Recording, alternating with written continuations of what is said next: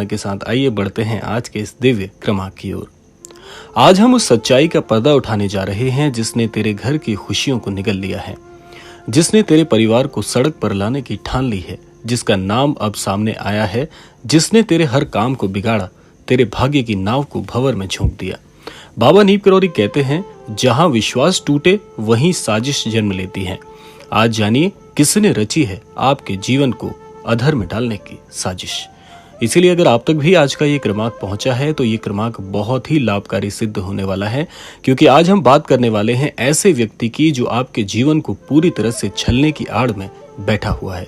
इसीलिए इस क्रमांक की एक एक बात बन जाती है आपके लिए बहुत ही महत्वपूर्ण। इसीलिए क्रमांक को पूरा अवश्य सुनिएगा ताकि संपूर्ण जानकारी आप तक पहुंच सके। तो आइए प्रारंभ करते हैं आज के इस दिव्य अध्याय को। सबसे पहले आपको ये जानना बहुत जरूरी हो जाता है कि आखिर वो शत्रु चुपचाप बैठकर कैसे आपके जीवन को छल रहा है। तेरे जीवन में वो कौन है जो हंसता है जब तू रोता है, जो तेरा हमदर्द बनकर तुझ पर वार भी करता है। यही है वो शख्स जो परिवार के भीतर बैठा है, तेरी रोटी के निवाले गिनता है, तेरे बच्चों के भविष्य पर नजर रखता है। नीम करौरी बाबा कहते थे, सांप हमेशा फुफकार कर नहीं डसता, कुछ तो चुपके से जहर छोड़ते हैं। इसने तेरे हर अच्छे काम को नजर लगाई है, कभी सलाह के नाम पर धोखा दिया है, कभी मदद के नाम पर दलदल में झोंका है। तू समझता रहा इसे दोस्त, जबकि ये तेरा सबसे बड़ा शत्रु निकला। आइए जानते हैं इस चालबाज की पहचान कैसे करें। तू हमेशा सोचता है, मेरे घर में ये कलह क्यों होती है, रोज क्यों लड़ाइयां हो रही हैं, क्यों नहीं बनते मेरे काम। तो सुन ले, ये वही इंसान है जो अपनों को भड़काता है, तेरे घर में सभी सदस्यों के कान भरता है, सबको ये एहसास कराता है कि तू तो तुच्छ है, तेरा जीवन तो यूं ही व्यर्थ है, तू अपने जीवन में कुछ भी नहीं कर सकता। तेरे हर निर्णयों के ऊपर मजाक करता है, तेरे माता पिता से तुझे दूर करने की साजिश रचता है। आइए जानते हैं इसे पहचानने के संकेत भला क्या है। सबसे पहला संकेत सुन लेना, तेरे हर राज को दूसरों तक पहुंचाने का काम ये बड़ी ही कुशलता से कर रहा है। तेरे पीछे तेरी निंदा करता है, मदद से पहले सवाल करता है और काम बिगड़ते ही मुस्कुराता है, जैसे तेरे हर काम को इसकी नजर लग गई हो।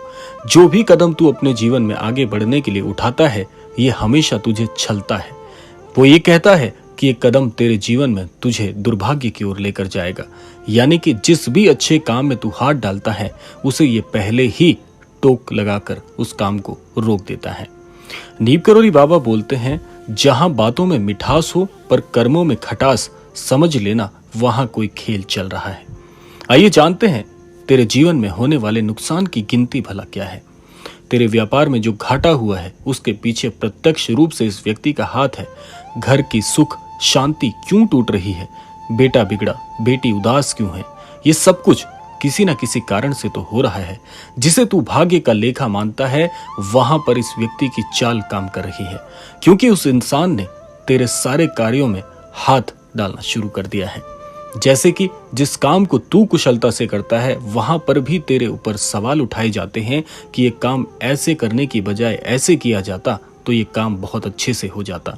तेरे विश्वास को तोड़ा है, तेरा तुझ पर से विश्वास उठने लगा है, तेरे अपनों को तेरे खिलाफ कर दिया गया है। ये कोई बाहरी व्यक्ति नहीं है, तेरे ही घर में बैठा मित्र समान है, या वो रिश्तेदार जिसे तूने बार बार मदद की मगर उसने हमेशा तेरे पांव खींचे। महाराज जी ने कहा था, जिसे तू बार बार बचाता है वही तुझे एक दिन डुबो देता है। ये नियति का खेल है। आइए अब जानते हैं बाबा का ज्ञान कि कैसे करें इसकी पहचान और कैसे निपटें इसकी हर एक चाल से।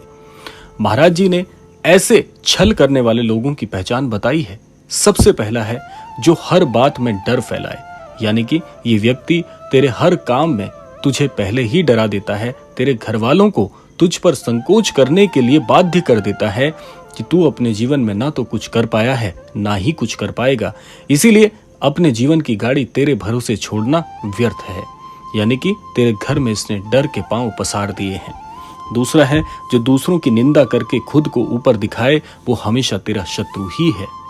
तीसरा, जो हर समय तेरी कमजोरी टटोलता रहे, यानी कि तेरे द्वारा किए गए हर कार्य में नुक्स निकालने का प्रयास ये हमेशा करता है और हमेशा इसकी ये चाल रहती है कि कैसे तुझे नीचा दिखाया जाए। चौथा है जो कभी तेरे साथ खड़ा ना हो मगर तेरे घर में सबसे घुला मिला हो, तेरे घर वालों को ये बात का एहसास कराना चाहता है कि वो तेरा सबसे बड़ा मित्र है, लेकिन मन ही मन में तेरे प्रति आक्रोश भी है। बाबा जी कहते हैं, जिसके पास शांति नहीं वो दूसरों के जीवन में तूफान लाने का प्रयास करते हैं। आइए जानते हैं इस कुटिल व्यक्ति से रक्षा का उपाय क्या है। अब सवाल ये है कि कैसे बचें ऐसे व्यक्ति से। महाराज जी के अनुसार सबसे पहला उपाय है सच्चे नाम का जप करो। राम राम का जप तेरे चारों ओर एक रक्षा कवच बनाता है। इस राम राम के जाप से तू अपने जीवन में आने वाले सभी ऐसे व्यक्तियों से दूर हो जाता है, क्योंकि जहां नकारात्मकता है वहां पर सकारात्मकता हमेशा कवच का काम करती है। दूसरा है घर में तुलसी के पौधे को जरूर रोपित करें। ये नकारात्मक ऊर्जा को बाहर रखता है और आपके घर के माहौल को बहुत ही सकारात्मक और आध्यात्मिक बनाता है।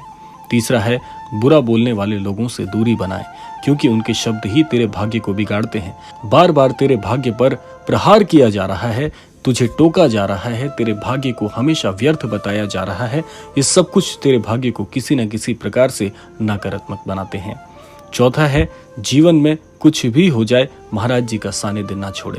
महाराज जी हमेशा कहते हैं, मेरा भक्त मुझसे भला हाथ छुड़ा के जाना भी चाहे तब भी मैं उसका साथ देता हूँ। इसीलिए महाराज जी का सानिध्य हमेशा हमेशा अपने पास रखें, महाराज जी से जुड़े रहें, महाराज जी की शिक्षाओं का अनुसरण करें। ऐसे जीवन में आने वाले उतार चढ़ावों से महाराज जी की रक्षा हमेशा तेरे साथ होती है। महाराज जी कहते हैं, राम नाम में वो शक्ति है जो किसी की भी और किसी भी साजिश को विफल कर देती है। आइए जानते हैं ये जो नाम है कैसे तेरे जीवन से जुड़ा और कैसे तेरे जीवन को व्यर्थ बना रहा है। अब समय आ गया है उस नाम का पर्दाफाश करने का जिसने तुझे गिराने की कसम खाई थी।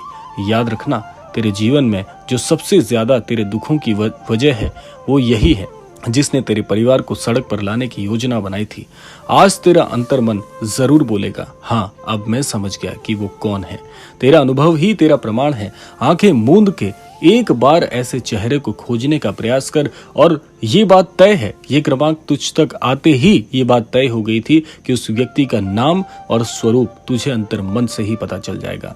एक बार आंखें मूंद के इस व्यक्ति के चेहरे को खोजने का प्रयास करना, तुझे उसका चेहरा बिल्कुल स्पष्ट दिखाई देने लगेगा और तू समझ जाएगा कि ये कोई और नहीं, ये तो मेरे परिवार का ही सदस्य है जो हमेशा तेरे साथ होते हुए भी तेरे जीवन में विफलता के आने का इंतजार कर रहा है। अब समय है पलटवार का। अब तू जाग चुका है, अब तू समझ चुका है कि ये व्यक्ति कौन है। उस पर दया नहीं बल्कि दूरी रखनी है। बाबा जी कहते हैं, जहां सज्जनता व्यर्थ हो जाए वहां सजगता जरूरी है। अब तू हर काम से पहले राम का नाम ले, माता पिता की सेवा करो और सच्चे संतों की संगत में रहना। तेरा भाग्य फिर से उठेगा। जो तुझे गिराने आए थे अब वही तेरी उन्नति देख के चलेंगे। तेरे घर में जो दुख थे उनकी जड़ अब सामने आ चुकी है। अब तू पीछे मुड़कर नहीं देखना।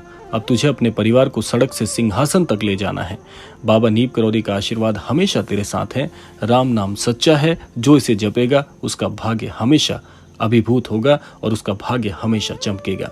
तेरे परिवार को सड़क पर लाने वाले का नाम सामने आ चुका है। अब तेरी चुप्पी उसकी ताकत नहीं रहेगी। अब तेरा विश्वास तेरी सबसे बड़ी ढाल बनेगा। जय श्री राम, जय नीप करौरी बाबा।